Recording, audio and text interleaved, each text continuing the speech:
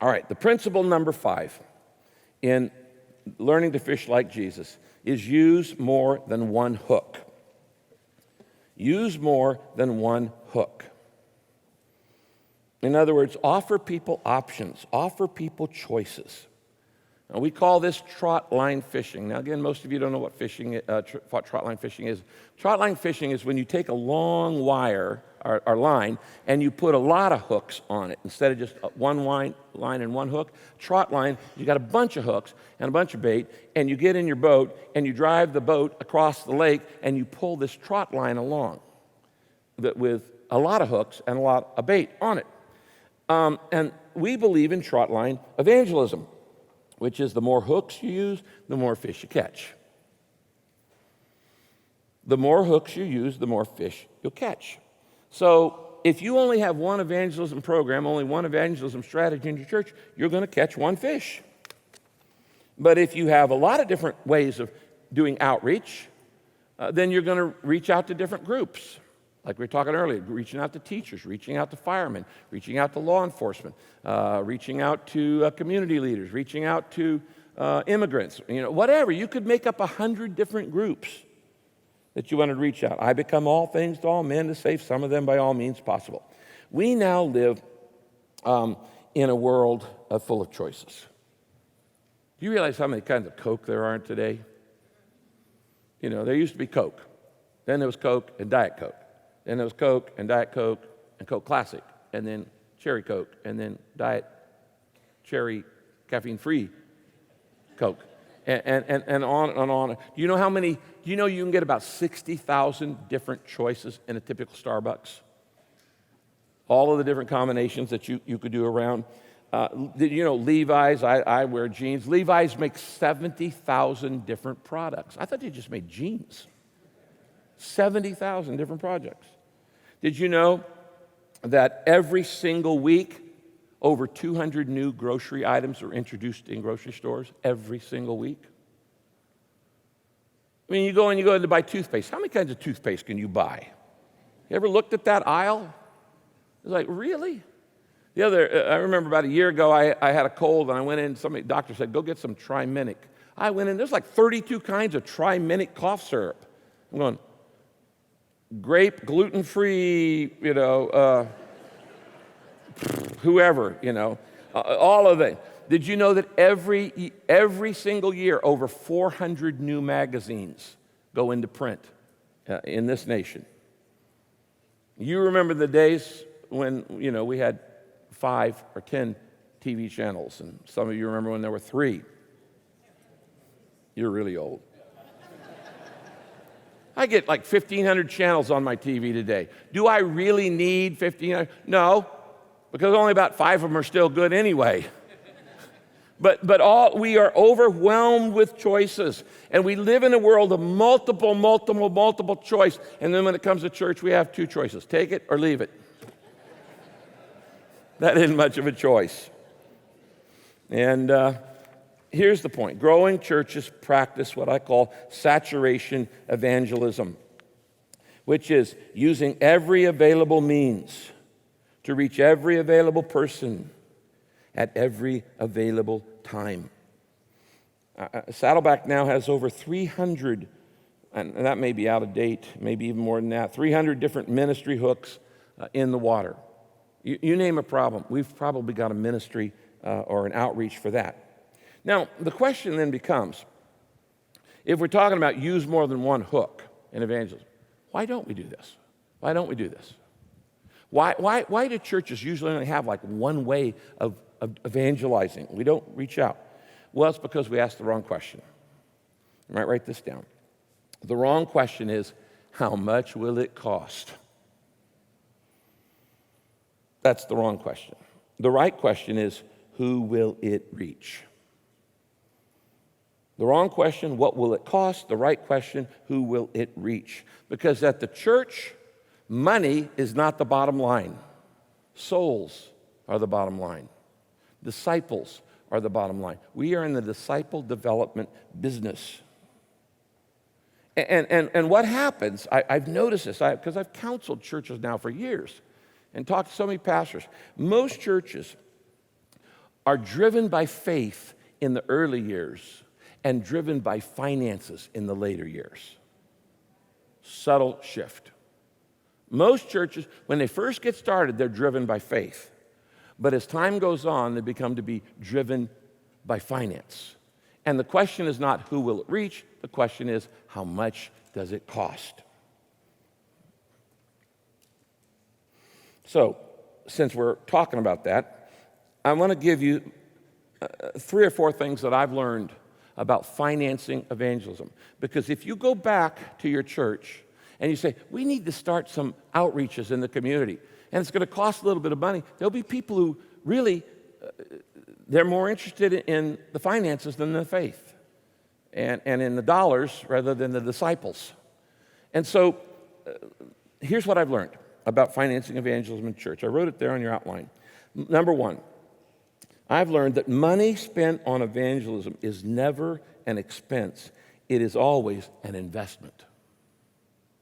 Money spent on evangelism is never an expense. It is always an investment. What do I mean by that? The people that you reach from the money you spend on evangelism will more than repay what you spent. If you go out and spend $200 on an advertisement in your newspaper, I'm not recommending this, but I'm just saying, let's say if you used $200 to spend buy an ad in your newspaper, and it reaches one family for Christ. Was that worth it? Well, from a spiritual standpoint alone, of course it was.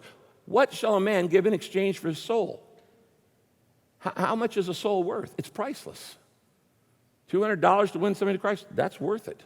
But more than that, their people, if they come to your church, they'll more than repay that in their own giving in the next year. So it wasn't an expense. It was an investment to reach that family for Christ, and their giving will more than repay the church back. I alluded earlier that before the first service, the 15 of us that were starting this church that I'd gathered after I moved here went $6,500 in debt, and we hadn't had a service yet. Buying the materials for a mass mail out and doing some advertisements in the paper and renting a high school and getting the nursery equipment. $6,500. We literally hawked our credit cards to start this church. But within 6 months, everybody was paid back. It was an investment, not an expense. Number 2, second thing I would say to you is this. Churches never really have money problems. They have idea problems. If you're continually short on cash in your church, that's not the real issue. A lack of funding is a symptom of a lack of clarity, a lack of vision, a lack of teaching and training. Money flows to God-given ideas. People are not motivated to give by need. They're motivated to give by vision. People give to vision, not to need. If people gave to need, every hospital and every Christian college would have all it needs, because every Christian college, every hospital I know, never has enough money, nor any church. On the other hand, this year, Harvard University will probably get another $1 billion in endowments. Does Harvard really need another $1 billion? No. But why are they going to get it? Because they've got a $10 billion vision. How do you have $1 million gift to your church? Have a $10 million vision or a $100 million vision. People don't give to need, they give to vision, which, by the way, is why we never, ever, in the history of the church, have ever put a thermometer on the wall saying, here's how much has been given, and here's how far behind we are in debt. And we've never in the bulletin said, here's how much the offering was this week, and here's how much our expenses were. Does paying bills motivate you to give? You just go, I can't wait to go home and pay my bills. No, that doesn't motivate you to give. Doesn't motivate you at home, doesn't motivate you at church. So announcing a need does not motivate people like vision does. People give because they want to give to something that's going to make a difference. Churches don't have money problems, they've got idea problems. They have a vision problem. Okay, number 3, Hudson Taylor. This quote from Hudson Taylor. God's work, done God's way, will not lack God's support. God's work, done God's way, will not lack God's support. And then there's the fourth lesson. And the fourth lesson actually comes from this story in Matthew chapter 17 that I've learned about financing evangelism. Do you remember the story when the Pharisees came and they said, you know, you guys, your disciples, you and Jesus, that guy over there, you're not paying your temple tax. And so Jesus didn't want to offend anybody, and so he tells Peter to go down and catch a fish, remember? And he said there'll be a coin in the mouth of the fish. And he said, you take that and you go pay it. It's this verse. Look at the verse. Matthew 17:27. Then Jesus said, go down to the lake and throw in a line. He's fishing. And when you catch your first fish, open its mouth and you'll find a coin. Take that coin and go pay the tax for us. Why in the world do you think that story's in the Bible? I mean, God never does a miracle just to show off. Like, hey, I want to show you a really cool trick. Go down to the river, catch a fish, there'll be a coin in it. Really cool.